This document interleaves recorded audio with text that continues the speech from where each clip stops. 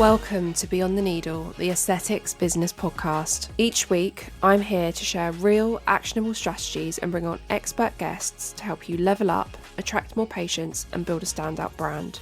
Let's turn your passion into a thriving business together.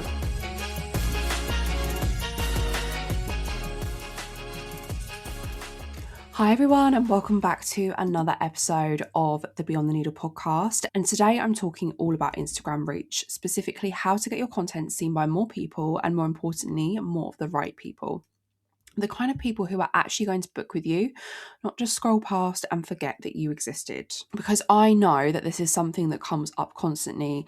You're putting time and effort into your content, you're posting consistently, and yes, it feels like the same small group of people are seeing it every single time. Your reach has plateaued, new followers aren't coming in the way that they used to, and you're starting to wonder whether any of what you're doing is actually working. So today I want to get into why that's happening and what you can actually do about it in a way that's realistic for people who are running busy clinic businesses. Before we dive in, if you enjoy this podcast, please do remember to subscribe to it on your chosen listening platform. And I'd also love it if you gave me a little review on here. I really do appreciate every single one of them. Okay, so let's dive in. The first thing I want to address is the most common reason content stays stuck inside a small bubble, and that's because it's only speaking to people who already know you. Think about it this way. If every single piece of content you create assumes the person reading it is already a patient, already familiar with your treatments, already knows what polynucleotides are, or why teardrop filler is more complex than people assume, then your content is only ever going to resonate with people who are already in your world. To reach new people, your content needs to make sense to someone who has never heard of you before, someone who isn't searching for treatments yet, someone who is just living their life, scrolling through their phone on Tuesday evening and stumbles across something that makes them stop because it speaks directly to an experience and a problem that they're having. This kind of content makes people who don't know you feel immediately seen. I like to call this the lived experience hook. The content that consistently reaches the most new people is content that puts the audience's lived experience front and center before anything else. So we're not just talking about the treatment here or the concern that they're experiencing, but we're talking about the experience of living with that concern day in and day out and what that looks like. Because there's a big difference between a post that says skin laxity is a really common sign of aging that can be treated with a range of non-surgical treatments, and a post that says you've started avoiding certain photos, not because you don't want to be seen in them, but because the person looking back at you doesn't quite match how you feel on the inside or isn't somebody you recognize anymore. Both of those are technically about the same thing, but one of them is quite clinical and forgettable, whereas the other one makes them sit up and think, how did she know that? That's exactly what I'm feeling. That's what a lived experience hook does. It paints the picture of something your audience is already feeling, thinking, or doing so specifically and so accurately that they feel seen before you've even mentioned what you do. And when someone feels seen by your content, two things happen. They stop scrolling and they go and look at your profile. Those are the two behaviours that actually move the needle on reach and followers, not likes or comments or profile visits and follows, which are the vanity metrics that most people focus on.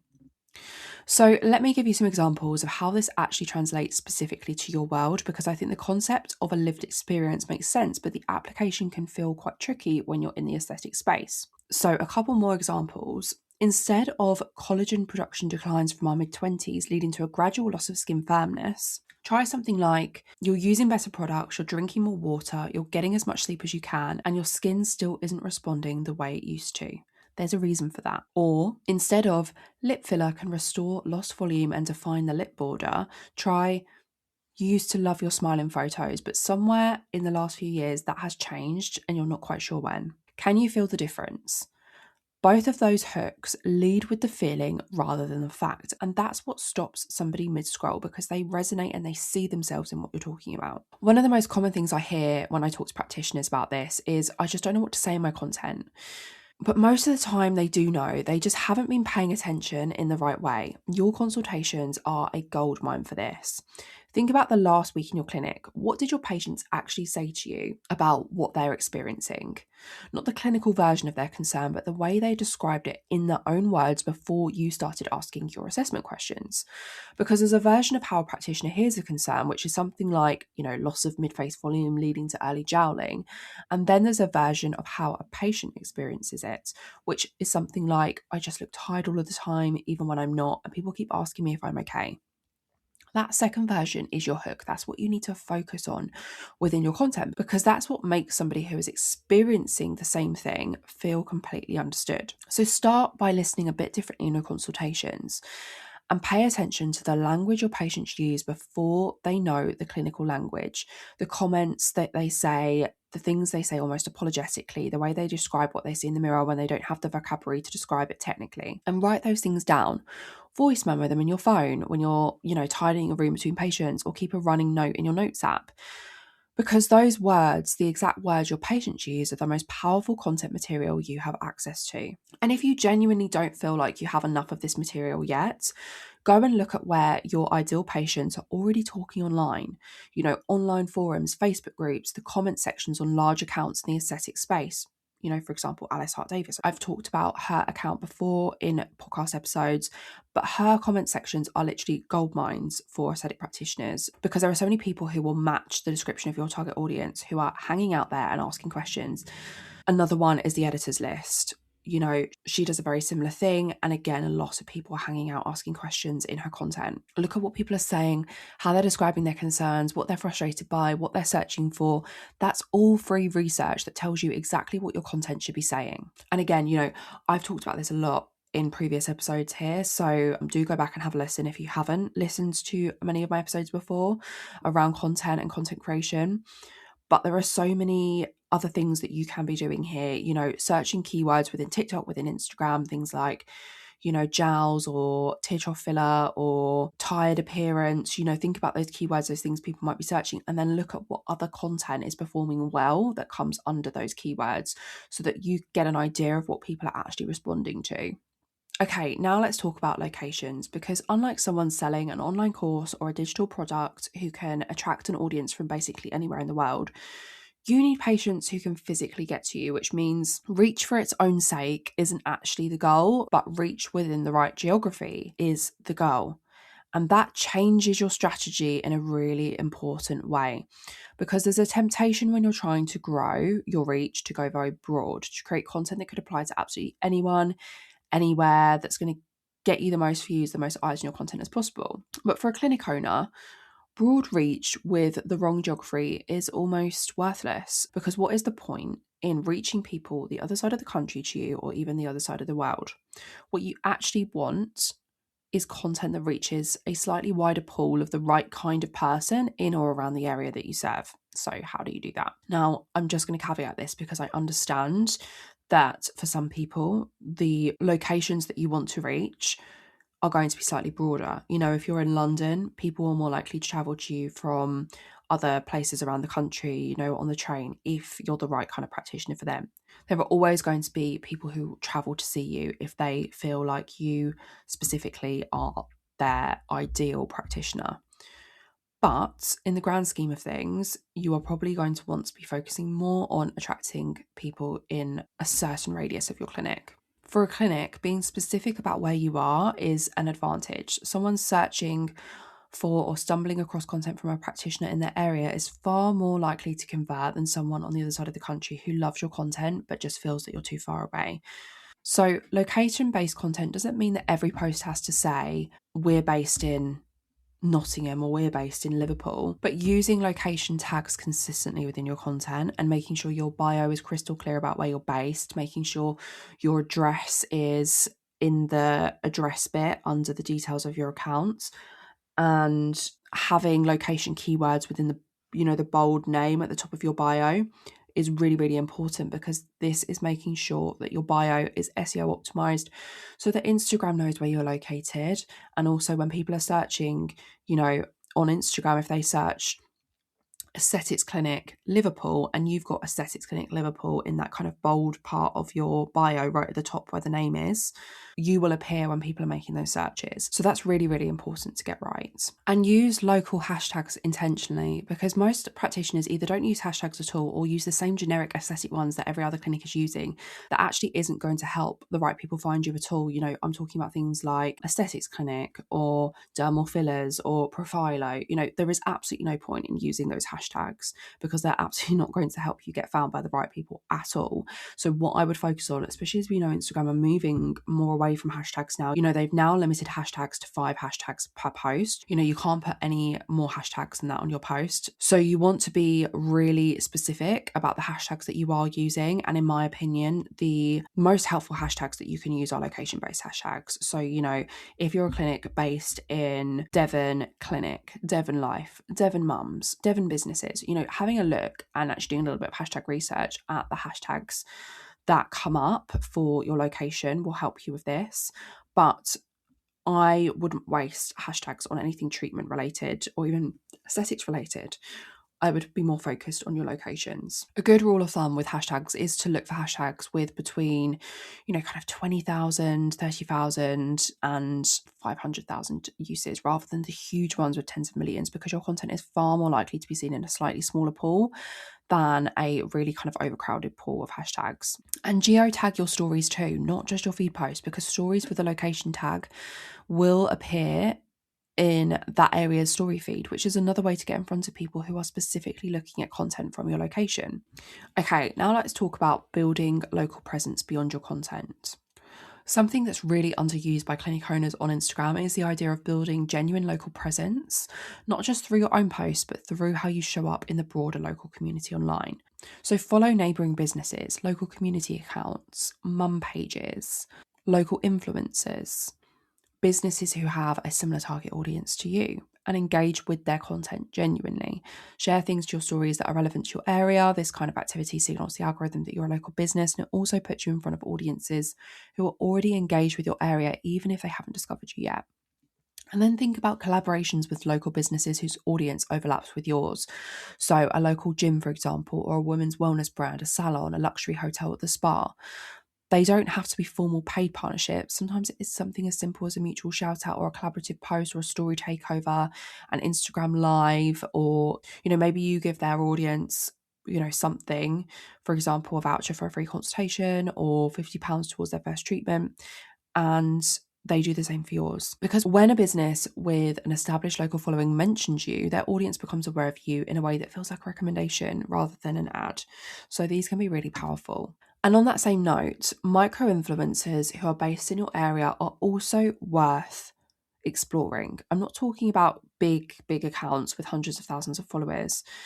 I'm talking about people in your local area who have engaged, loyal followings of even a few thousand people.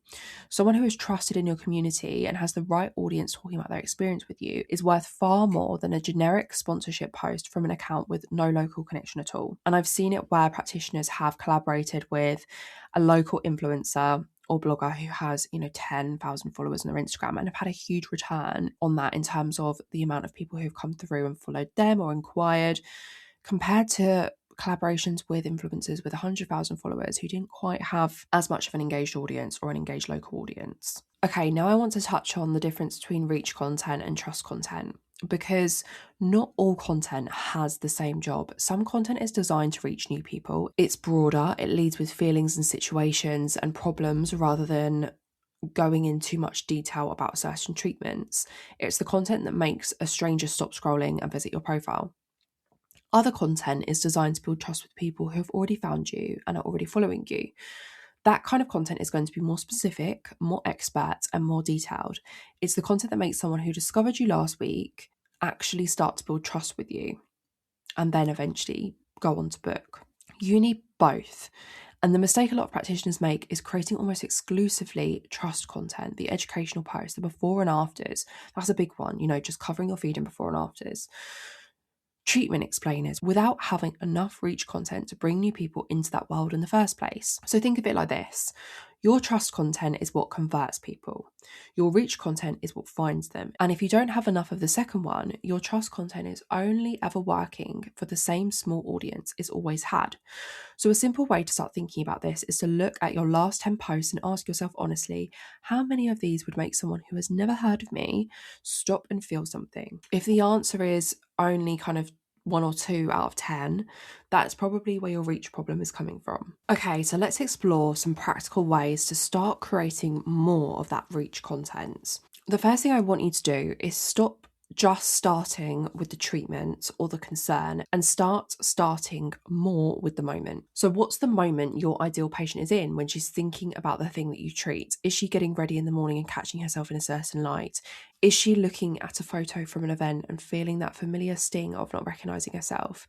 Is she reading something online and suddenly wondering if that's also what's happening to her skin? Is she sitting in a hairdresser's chair looking at herself in the mirror under that harsh lighting that all hairdressers seem to have, thinking she's never noticed that thing on her face before, that line or that tired look under her eyes? Start there in that moment, because when you start with the moment rather than the treatment, you're already speaking to someone who hasn't booked yet, hasn't necessarily decided what treatment they want yet, but is living that experience right now, and that's exactly who you need to reach. The second thing is to give yourself permission to be a bit more ordinary in your content. Aesthetic practitioners understandably often feel like every single piece of content that they put out there needs to be polished and professional. And while your overall presence should reflect your standards and your branding, some of the content that reaches the most people is often the most underproduced.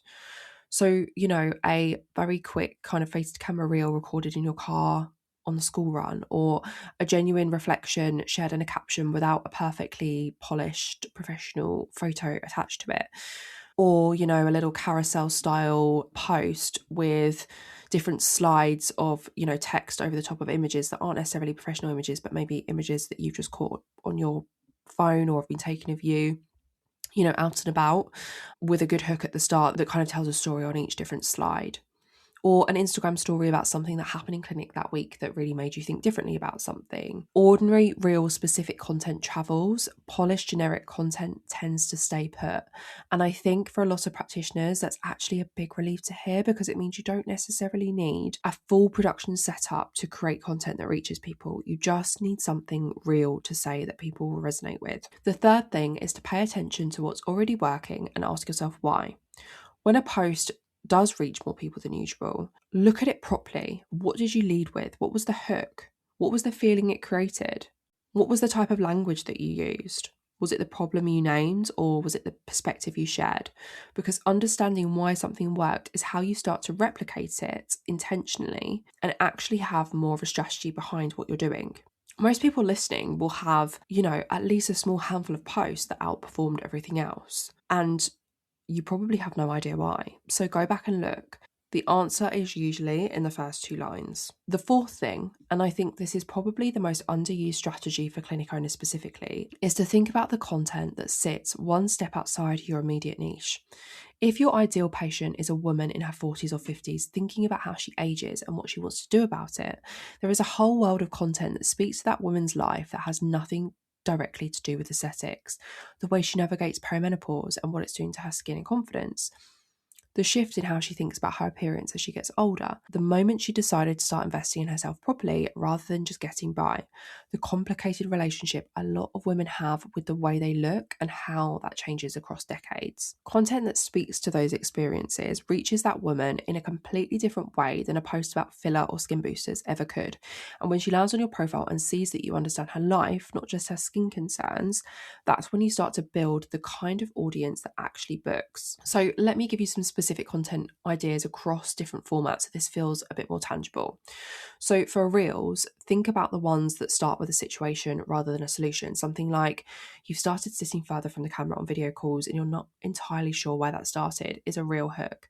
Or, are you in your 40s and suddenly noticing that your skincare just isn't working the same as it used to? That is a real hook. This is what I tell almost every woman over the age of 40 in a new consultation that massively surprises them. That is a real hook. These are all specific. They all speak to a lived experience, and none of them require you to sell anything in the first few seconds. For carousels, think about the content that teaches something in a way that builds genuine authority. So, not a list of treatment names, but a genuine walkthrough of how you think, how I assess a face before I recommend anything, the questions I ask before a consultation even starts, or why I told a patient last week she didn't need the treatment that she originally came in for. That kind of content builds trust with people who have just found you and gives them a reason to stay. Take whatever treatment or concern you want to talk about and ask yourself, what does someone feel like when they're living with this? What's their version of this problem before they know what to call it? How is it impacting their life in general? Start there and then bring in the clinical context once you've got their attention. And finally, in this episode, I really want to touch on using paid promotion to extend your reach locally, because this is something that is massively underused by a lot of businesses. So I want to talk about boosting posts. And when I talk about boosting content, I'm not talking about running a properly structured ad campaign. It's simply, when you boost content, you are simply paying to put a piece of organic content in front of more people. And when you do it correctly, it can be a genuinely cost-effective way to extend the reach of content that's already performing well, particularly to a local audience. A lot of practitioners make the mistake of boosting posts that haven't performed well, thinking that putting money behind them will fix the issue, but it won't. If a post isn't resonating with the audience that already follows you, paying to show it to strangers really isn't going to change that. Instead, you want to look at posts that have performed above average in your recent content, the ones that got more reach, more saves, or more profile visits than usual. Those are the ones worth putting a small budget behind because they've already demonstrated that they resonate with people. You're just extending that reach to a wider but still targeted local audience. When you do boost, make sure you're setting your audience deliberately. So, for a clinic owner, this means targeting people within a realistic travel radius of your location. So, think about how far your ideal patient would realistically travel to see you and set your radius accordingly. If you're in a town, that might be 10 to 15 miles. If you're in a city, it might be even smaller.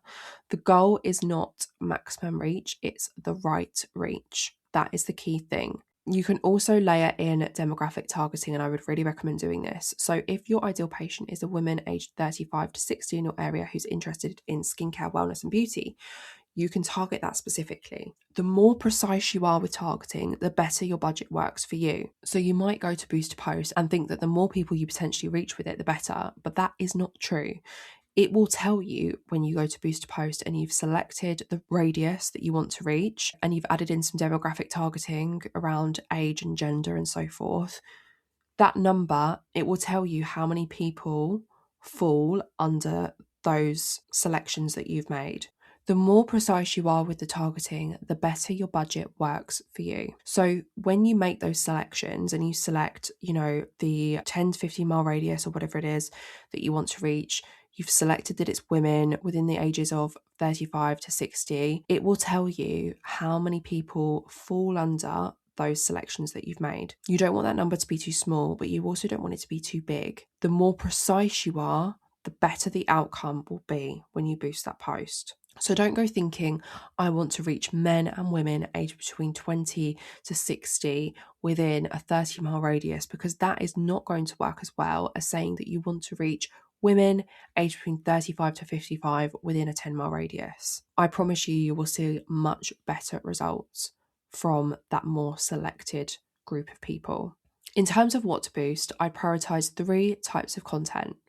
Reach content that leads with a strong lived experience hook, because this is most likely to land with someone who doesn't know you yet. Social proof content like a patient journey or a strong testimonial or a great before and after photo, because this builds trust quickly with a cold audience.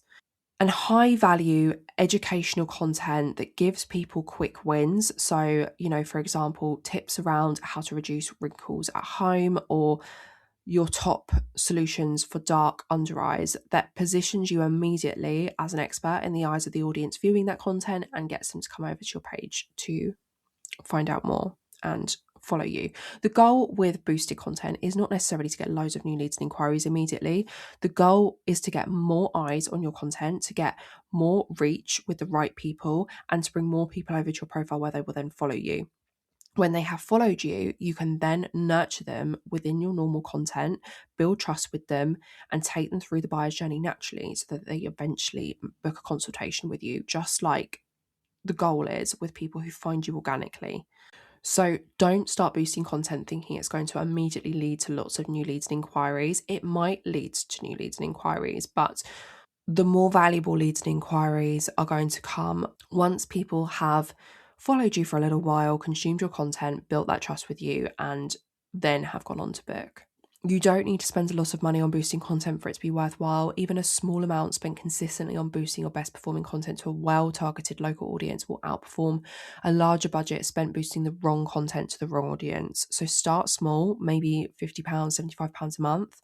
See what works, try a few different things and build from there. The goal with paid reach, just like organic reach, isn't to get your content in front of as many people as possible. It's to get it in front of the right people in the right place at the right moment. And for a clinic with a physical location, that means local, targeted, and intentional. So if I were to summarize everything from today into something you can actually use this week, it would be this. Start with your profile, make sure it's clear, specific, and gives anyone who lands on it an immediate reason to stay. Map out the journey you want people to take from discovering you to booking with you, and make sure your content is actively walking them along that path. Make sure that you have your address in your profile within the address bit that sits right at the bottom of your bio. Have location keywords in the bold part of your name at the top of your bio. Use location-based hashtags within your content. Then look at your content honestly and ask yourself whether a stranger would feel something when they read it or hear it. Think about the lived experiences of your ideal patient and lead with those rather than the clinical detail.